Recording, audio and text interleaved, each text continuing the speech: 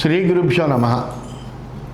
గురుర్బ్రహ్మా గురుర్విష్ణు గురుర్దేవో మహేశ్వరః గురుః సాక్షాత్ పరం బ్రహ్మ తస్మై శ్రీ గురవే నమః. అస్మద్ గురుచరణారవిందాభ్యాం నమః. నిన్నటి మన మహాభారతంలో ఆ విదురుడు చెప్పేటువంటి మంచి మాటలన్నీ కూడా ధృతరాష్ట్రుడికి చెబుతున్నాడు. మహానుభావ, నువ్వు ఏదైనా మంచి మాటలు చెప్పి నాకు చిత్తశాంతిని కలిగించాలయ్యా అని కోరాడు ఆ ధృతరాష్ట్రుడు. అప్పుడు ఆ ధృతరాష్ట్రుడికి ఆ రాత్రి ఆ విదురుడు చాలా అద్భుతమైనటువంటి నీతి పూర్వకమైన ఉపదేశాన్ని చేస్తున్నాడు. అదొక ప్రవాహంలో సాగిపోతుంది. ఆయన చెప్పడం మొదలెడితే కనుక అనేకములైనటువంటి మంచి విషయాలన్నీ కూడా చెబుతాడు. అందువలన ఆయన చెబుతున్నాడు, మహానుభావ ధృతరాష్ట్ర మహారాజా, ఏనోద్ధతం కురుతే జాతువేషం న పౌరుషేణాపి వికథతే అన్యాన్ నమూర్ఛిత కటుకాన్యాహ కించిద్ ప్రియం సదాతం కురుతే జనోహి. అసలు ఎలాంటి వాడిని జనం ఎప్పుడు కూడా ప్రేమిస్తారు అంటే ఎప్పుడు టీవీని ప్రదర్శించకుండా ఉండాలి. అంటే ఒక్కొక్కళ్ళు ఉన్నారంటే వాళ్ళు ఏదో చాలా మహా గొప్ప వాళ్ళు అన్నట్టుగా టీవీ ప్రదర్శిస్తూ ఉంటారు. వాళ్ళ దగ్గరికి వెళ్ళాలంటే కనుక జనాలకి ఇష్టం ఉండదు. అందువలన ఎప్పుడూ కూడా టీవీని ప్రదర్శించే వేషం వేయకుండా ఉండేటువంటి వాళ్ళు, అలాగే పరాక్రమం కలిగి కూడా ఇతరుల ఎదుట ఆత్మస్థుతి చేసుకోరు. కొంతమంది ఉన్నారంటే ఏం చేస్తారు, ఎక్కడికి వెళ్ళిన దగ్గర నుంచి మళ్ళీ మనం వాళ్ళ దగ్గర నుంచి వచ్చే వరకు కూడా వాళ్ళ స్థుతి ఆత్మస్థుతి పరనింద, వాళ్ళని వాళ్ళే స్తుతించుకుంటూ ఉంటారు. మన ఎవడు స్తుతించాలి, ఎదుటివాడు స్తుతించాలి, అంతేగాని మనం స్తుతించుకోకూడదు. ఎంతసేపు వాళ్ళని స్తుతించుకోవడం, ఇతరులను నిందిస్తూ ఉండడం, ఇటువంటి పని చేస్తూ ఉంటారు. అందువల్ల పరాక్రమం అంటే సమర్థత కలిగినప్పటికీ కూడా ఆత్మస్థుతి చేసుకోనటువంటి వాళ్ళు, అలాగే ఒళ్ళు తెలియకుండా కఠినమైనటువంటి మాటలు కొద్దిగా కూడా మాట్లాడడం. ఒకప్పుడు ఈ మాటల ప్రవాహంలో కఠినమైన మాటలు మనకి ఇష్టం వచ్చినట్టుగా వచ్చేస్తూ ఉంటాయి. అందువలన అలా కఠినమైనటువంటి మాటలు అస్సలు మాట్లాడకుండా ఎవరైతే ఉంటారో అటువంటి వాళ్ళని జనం ఎప్పుడూ ప్రేమిస్తూనే ఉంటారయ్యా. నవైరముద్దీపయతి ప్రశాంతం నదర్పమారోహతి నాస్తమేతి నదుర్గతోస్మీతి కరోత్య కార్యం తమార్యశీలం పరమాహురార్యాం. చల్లారిపోయినటువంటి వైరం ఏదైతే ఉందో దాన్ని రగిలించకుండా ఉండాలి. ఇద్దరి మధ్యన ఏదో శత్రుత్వం వస్తుంది, అదేదో చల్లారిపోతుంది, మళ్ళీ దాంట్లో అగ్గి వేయడం, మళ్ళీ ఏదో రకంగా మళ్ళీ దాన్ని రగిలించడం. అందువల్ల అలా చల్లారిపోయినటువంటి వైరాన్ని రగిలించినటువంటి వాళ్ళని, పొగరు ఎక్కనటువంటి వాళ్ళని, కుంగిపోని వాడిని, నాకేదో చెడు వచ్చింది అని అనుకుంటూ చెయ్యకూడని పని చేయడం, అలా చేయకుండా ఉండేవాడిని. అంటే చెడు వచ్చినప్పటికీ, తనకి ఏదైనా కష్టం వచ్చినప్పటికీ కూడా చెయ్యకూడనటువంటి పని చేయకుండా ఉండాలి. శుభమైనటువంటి ప్రవర్తన కలిగినటువంటి వాడిని అందరిలోని శ్రేష్ఠుడు అంటారు. ఎవడయ్యా శ్రేష్ఠ అంటే ఎవడి మధ్య కూడా వైరము రగిలించకూడదు, అలాగే పొగరుతో ఉండకూడదు, అలా కుంగిపోకూడదు. నాకేదో కష్టం వచ్చేసిందని ఈ కష్టం వచ్చినప్పుడు ఎలాగా అంటూ ఇష్టం వచ్చినట్టుగా అనుచితమైన పని చేయకూడదు. అలా మంచి ప్రవర్తన కలిగి ఉండాలి. అలాంటి వాడిని శ్రేష్ఠుడు అంటారయ్యా. నస్వే సుఖే వై కురుతే ప్రహర్షం నాణ్యశ్చ దుఃఖే భవతి ప్రహృష్టః దత్వాన పశ్చాత్ కురుతేనుతాపం సఖచ్చతే సత్పురుషార్యశీలః. సజ్జనులో మంచి సత్పురుషుడు అని ఎవరిని అంటారంటే, ఎవడైతే తన సుఖానికి పొంగిపోకుండా ఉంటాడో వాడు. అయితే తన సుఖానికి పొంగిపోయినా కొంతమంది ఇతరులు దుఃఖపడితే ఆనందిస్తూ ఉంటారు. అలాగే ఇతరుల దుఃఖానికి కూడా పొంగిపోకూడదు. తన సుఖానికి పొంగిపోకూడదు, ఇతరుల యొక్క దుఃఖానికి పొంగిపోకూడదు. అలాగే దానం చేసి అయ్యో ఇచ్చేసేనే అంటూ బాధపడకూడదు, దానం చేసి పశ్చాత్తాపడకూడదు. అలాంటి వాడు సజ్జనుల్లో మంచి ప్రవర్తన కలిగినటువంటి వాడు అవుతాడయ్యా. దేశాచారాన్ సమయాన్ జాతి ధర్మాన్ బుభూషతే యస్స పరావరజ్ఞః సయత్ర తత్రాభిగత సదైవ మహాజనస్యాధిపత్యం కరోతి. అలాగే దేశాచారాలని గౌరవించాలి ఎప్పుడు కూడా. అంటే ఆ దేశ ఆచారాలను, కట్టుబాట్లను, జాతుల ధర్మాల్ని, సమయాన్ని అవగాహన చేసుకునాలి. హెచ్చు తగ్గులు లేకుండా తెలుసుకోవాలి. ఎక్కడికి వెళ్ళినా నేను గొప్పవాడిని, వాడు తక్కువవాడు, ఇలాంటి భావనలు ఉండకూడదు. ఎప్పుడు జనసమూహం మీద తన ఆధిపత్యాన్ని, అలాంటి వాడు సాధారణంగా జనసమూహంలో ఆధిపత్యాన్ని సంపాదించుకోగలుగుతాడు. అంటే ఆ దేశాచారాల్ని, సమయాన్ని, జాతి ధర్మాల్ని, అక్కడ ఉండేటువంటి వాడిని గౌరవించాలి.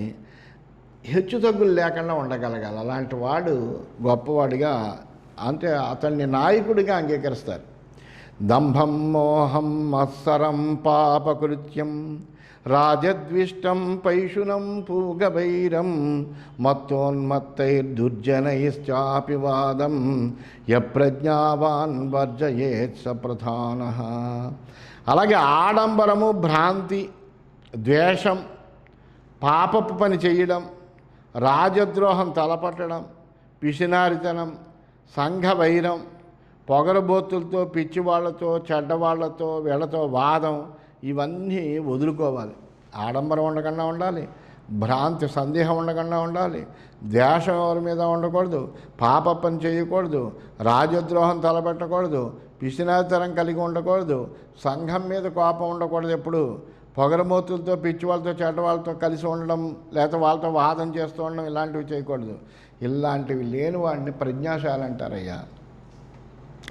దానం హోమం దైవతం మంగళాని ప్రాయశ్చిత్తాన్ వివిధాన్ లోకవాదాన్ ఏతాని యకురుతే నైత్యకాని తస్యోత్థానం దేవతారాధయంతి.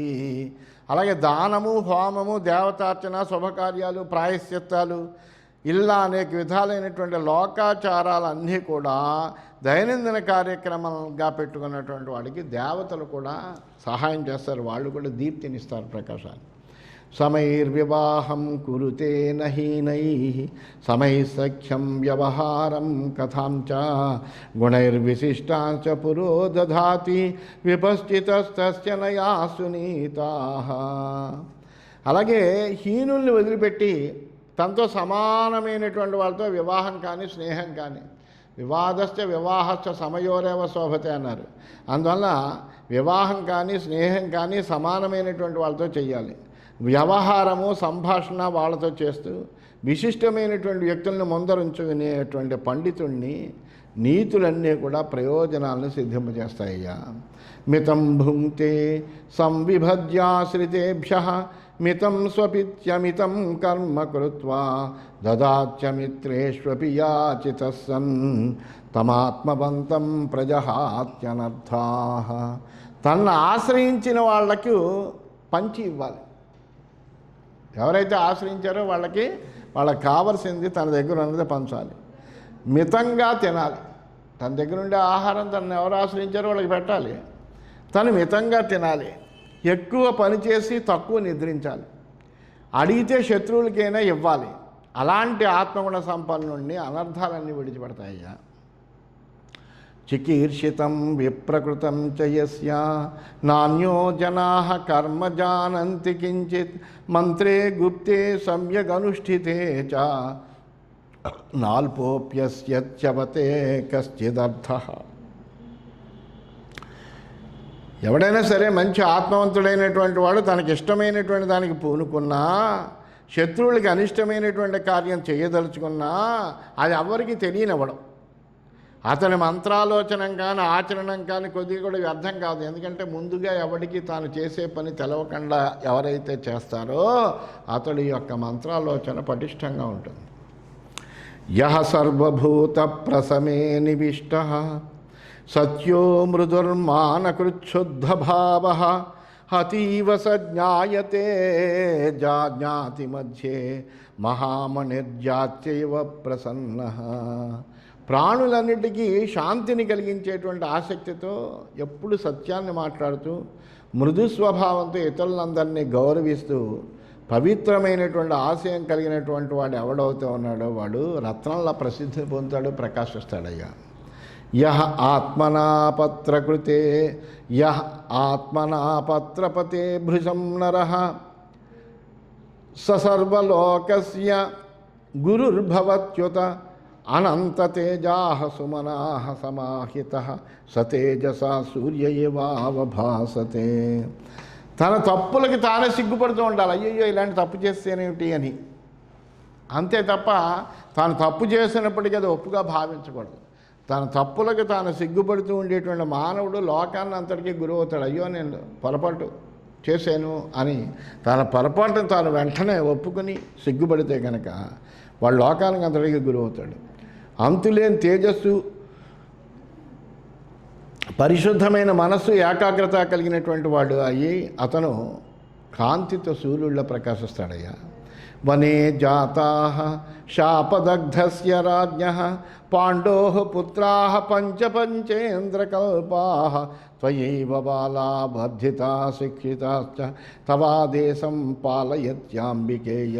ఓ అంబికా కుమార ధృతరాష్ట్ర, శాపదగ్ధుడైనటువంటి పాండురాజు కుమారులు 5 కూడా అడవిలో పుట్టారయ్యా. కానీ 5 ఎటువంటి వాళ్ళు అంటే ఇంద్రుడు లాంటి వాళ్ళు. చిన్నతనంలో నువ్వే పెంచావు, విద్యాబుద్ధులు నేర్పించావు, నీ ఆజ్ఞను వాళ్ళు పాటిస్తున్నారు. ప్రదాయైషాముచితాం తాతరాజ్యం సుఖీపుత్రై సహితో మోదమానః న దేవానాం నాపి చ మానుషాణాం భవిష్యసి త్వం తర్కణీయో నరేంద్ర. ఓ రాజా, అలాంటి వాళ్ళకి తగిన విధంగా వాళ్ళ రాజ్యం వాళ్ళకి ఇస్తే కనుక నువ్వు నీ కొడుకులతో కలిసి ఆనందిస్తూ సుఖపడవయ్యా. నీకు ఈ బెంగేమిటి? ఇటువంటి ఆందోళన నీకేమి ఉండదు. అందువలన మంచివాళ్ళు, నీ దగ్గర పెరిగినటువంటి వాళ్ళు, నీ ఆజ్ఞను పాటించే వాళ్ళైన పాండవులకు వాళ్ళ రాజ్యాన్ని వాళ్ళకిచ్చి నీ కొడుకులతో కలిసి హాయిగా ఆనంద సుఖపడయ్యా. అలా చేస్తే నిన్ను దేవతలు మనుషులు కూడా శంకించరు అసలు అని బోధ చేశాడు విదురుడు. ఇది శ్రీమన్ మహాభారతే ఉద్యోగ పర్వణి ప్రజాగర పర్వణి విదుర నీతి వాక్యే త్రయస్త్రింశోధ్యాయ. ఈ విధంగా శ్రీమన్ మహాభారతంలో ఉద్యోగ పర్వంలో, ప్రజాగర పర్వం అనేటువంటి ఉపపర్వంలో, విదుర నీతి వాక్యం అనేటువంటి 33వ అధ్యాయం పూర్తయింది. మనం 34వ అధ్యాయంలోకి ప్రవేశిస్తాము. ఇవన్నీ వృత్తాంతాలు కూడా వైశంపాయనుడు జనమేజయ మహారాజుకి చెబుతున్నాడు. అప్పుడు వెంటనే అలా చెప్పేటప్పటికి ధృతరాష్ట్రుడు అన్నాడు, జాగ్రత్తో దహ్యమానస్య యత్కార్యమనుపశ్యసి తద్బ్రూహి త్వం హినస్తాత ధర్మార్థకుశలో హ్యసి. ధృతరాష్ట్రుడు అడిగినాడు, నాయన విదురా, మనలో ఉన్నటువంటి అందరిలోకి కూడా నువ్వు ధర్మార్థాల్లో చాలా నైపుణ్యం కలిగినటువంటి వాడు. నిద్ర పట్టకుండా తప్పించిపోతున్నటువంటి నాకు నువ్వు అనుకునేటువంటి కర్తవ్యం ఏమిటో దాన్ని నన్ను బోధ చేయి నాకు. ఎందుకంటే నువ్వు చాలా ధర్మవేత్తవు. అందువలన నువ్వు అవుతే ఏం చేస్తావు, ఇప్పుడు నేనేం చెయ్యాలి, ఇలాంటి పరిస్థితుల్లో నేనేం చెయ్యాలి అనేటువంటి నా కర్తవ్యాన్ని నువ్వు చెప్పయ్యా. త్వం మాం యథావద్విదుర ప్రసాధి ప్రజ్ఞాపూర్వం సర్వమజాతశత్రోః యన్మన్యసే పథ్యమదీన సత్వశ్రేయస్కరం బ్రూహి తద్వై కురూణాం. ఓ విదురా, బుద్ధిపూర్వకంగా చెప్పాలనుకున్నదంతా నాకు తప్పకుండా ఉపదేశం చెయ్యి. ధర్మరాజుకి ఏది మేలో, కౌరవులకి శుభాన్ని ఏది కలిగిస్తుందో, నువ్వేమనుకుంటున్నావో ఆ విషయాలన్నీ చెప్పయ్యా. పాపాశంకీ పాపమేవానుపశ్యన్ పృచ్ఛామి త్వాం వ్యాకులేనాత్మనాహం కవే తన్మే బ్రూహి సర్వం యథావత్ మనీషితం సర్వమజాతశత్రోః. కీడుని శంకిస్తూ కళ్ళకి కట్టినట్టుండేటువంటి నా తప్పుల్ని గమనిస్తూ కలవరపడుతున్నటువంటి మనస్సుతో నేను నిన్ను అడుగుతున్నాను. నాకు ఏదో కీడు రాబోతోంది అని అనిపిస్తోంది, ఆ శంక ఉంది. నేను చాలా తప్పులు చేశాను, అందులో ఏమీ సందేహం లేదు. ఆ తప్పులన్నీ కూడా నేను గమనించాను. అందువలన కలవరపడుతోంది నా మనసు. అటువంటి మనస్సుతో నేను అడుగుతున్నానయ్యా, నువ్వు అన్నీ తెలిసినటువంటి వాడవు విదురా. అజాతశత్రువు కోరుకుంటున్నటువంటిది అంతా ఉన్నట్టుగా నాకు చెప్పవయ్యా అన్నాడు. అంటే అప్పుడు విదురుడు చెబుతున్నాడు, శుభం వా యది వా పాపం, ద్వేష్యం వా యది వా ప్రియం, అపృష్టస్తస్య తద్బ్రూయాద్యస్య నేచ్ఛేత్ పరాభవం. విదురుడు చెబుతున్నాడు, ఓ రాజా, మంచో చెడో కష్టమో ఇష్టమో అడగకపోయినా ఎవడికి పరాభవం కూడదని తాను అనుకుంటాడో వాడికి చెప్పాలయ్యా. తస్మా, అందుకు నువ్వు అడిగేవు ఇప్పుడు, అందుకు నీకు చెప్తున్నాను నేను. తస్మాద్ వక్ష్యామి తే రాజన్ హితం యత్ స్యాత్ కురూన్ ప్రతి వచశ్రేయస్కరం ధర్మ్యం బ్రవతః తన్నిబోధమే. కౌరవులకి ఏది మేలు కలిగిస్తుంది, దేనివల్ల నీకు ఈ కలవరపాటు లేకుండా హాయిగా ఉంటావు, మీ అందరికీ శుభాన్ని కలిగించేటువంటిది ఏమిటి అనేటువంటిది ధర్మబద్ధమైనటువంటి నా మాటల్లో వినవయ్యా. మిథ్యోపేతాని కర్మాణి సిద్ధ్యేయుర్యాని భారత, అనుపాయ ప్రయుక్తాని మాస్మతేషు మనకృతాః. ఓ ధృతరాష్ట్ర మహారాజా, కపటమైనటువంటి ఉపాయాలు ప్రయోగించి తాత్కాలికంగా సిద్ధి పొందినటువంటి పనుల మీద మనసు పెట్టకయ్యా. అంటే కపటోపాయంతో మరి జోదం మీద జయం పొందారు కదా వీళ్ళు, దాని మీద దృష్టి పెట్టకంటున్నాడు. తథైవ యోగ విహితం యత్ తు కర్మ న సిద్ధ్యతి ఉపాయయుక్తం మేధావి న తత్ర గ్లపయేన్మనః. అలాగే జాగరూకతతోటి ఉపాయంతో చేసినటువంటి పని సిద్ధించినప్పుడు తెలివైన వాడు మనసు పాడు చేసుకోకూడదు. వాడు ఉపాయంతో మనం పని చేసినప్పటికీ మన పని సిద్ధించకపోవచ్చు, అప్పుడు మనసు పాడు చేసుకోకూడదయ్యా. అనుబంధానపేక్షేత సానుబంధేషు కర్మసు సంప్రదార్య చ కుర్వీత నవేగేన సమాచరేత్. అనుబంధాలతో కూడినటువంటి పనుల్లో వాటి యొక్క అనుబంధ ప్రయోజనాన్ని మనం గుర్తించాలి. నిలదొక్కుని ఆలోచించి మరీ చెయ్యాలి, తొందరపడి ఏ పని కూడా చేయకూడదయ్యా. అందువలన వాటికి ప్రధానమైనటువంటి ప్రయోజనము, ఇతరమైనటువంటి ప్రయోజనాలు ఏమొస్తాయి అనేటువంటి విషయాలన్నీ కూడా జాగ్రత్తగా కూలంకషంగా ఆలోచించాలి. అనుబంధంచ సంప్రేక్ష విపాకంచైవ కర్మణం ఉత్థానమాత్మనశ్చైవ ధీర కుర్వీత వానవ.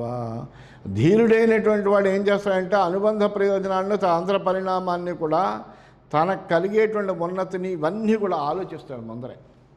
దీనివల్ల ఏమేమి పనులు జరుగుతాయి, ఏమేమి సిద్ధిస్తాయి, వీటికి అనుబంధంగా ఏమి సిద్ధిస్తాయి, తన ఉన్నతి ఎలా కలుగుతుంది, ఇటువంటి విషయాలను కూలంకషంగా ఆలోచించుకుని అప్పుడు ఆ పని చెయ్యొచ్చా చేయకూడదా అని నిర్ణయం చేసుకుని చేయవలసిన పని అయితే చేస్తాడు, చేయకూడని పని అయితే మానేస్తాడు. యః ప్రమాణం న జానాతి స్థానే వృద్ధౌ తథాక్షయే కోశే జనపదే దండే నసరాజ్యే అవతిష్ఠతే.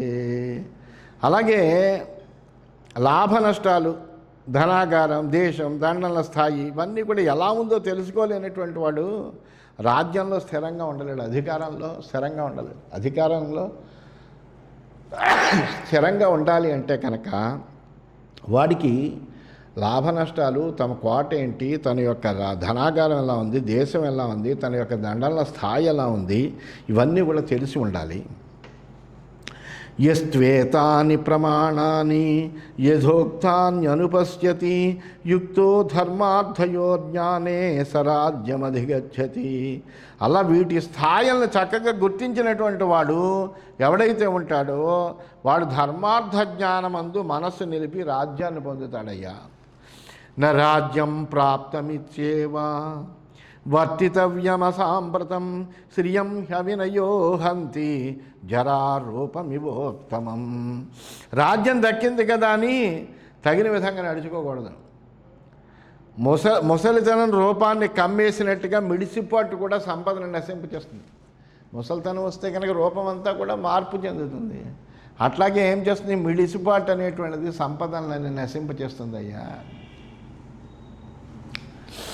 భక్ష్యోత్తమ ప్రతిచ్ఛన్నం మత్స్యో బడి సమాయసం లోభాభిపాతి గ్రసతే నానుబంధమవేక్షతే. చేప చక్కని తినుబండారంలాగా కనపడేటువంటి ఇనుప గాలానికి, అదే తినుబండారంలా కనిపిస్తుంది పాపం దానికి, దాంతో దురాశలోనే అది మింగుతుంది. దానివలన జరగబోయేటువంటి కీడుని గమనించలేదు. ఎరకి గబుక్కుని లొంగిపోతుంది. యచ్చక్యం గ్రసితం గ్రస్యం గ్రస్తం పరిణమేచ్చయత్ హితంచ పరిణామేయత్ తదాద్యం భూతిమిచ్చత. అందువల్ల మనం తినడానికి వీలైనటువంటిదే తినాలి. తింటే జీర్ణమయ్యేదే తినాలి. జీర్ణమైన తర్వాత మేలు చేసేటువంటి దాన్నే తినాలి. అంతేకాని అజీర్ణాన్ని తెచ్చే రోగం తెచ్చేటువంటిది తినకూడని పదార్థాలు మనం తినకూడదయ్యా. వనస్పతేరపక్వాని ఫలాని ప్రచినోతి యః సనాప్నోతి రసం తేభ్యా బీజం చాస్య వినశ్యతి.